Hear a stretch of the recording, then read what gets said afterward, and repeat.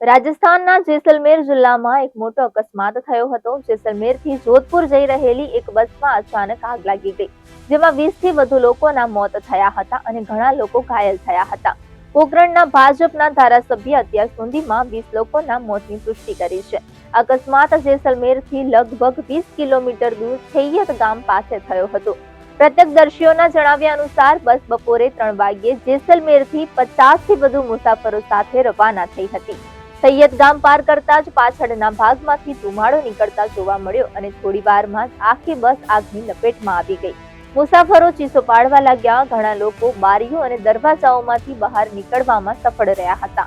વડાપ્રધાન નરેન્દ્ર મોદીએ જેસલમેરની ઘટના પર દુઃખ વ્યક્ત કર્યું છે। તેમણે કહ્યું હતું કે પ્રધાનમંત્રીએ કહ્યું કે પ્રધાનમંત્રી રાષ્ટ્રીય રાહત ભંડોળમાંથી દરેક મૃતકના પરિવારને 2 લાખ રૂપિયાની સહાય આપવામાં આવશે। ઘાયલોને 50,000ની સહાય કરાશે।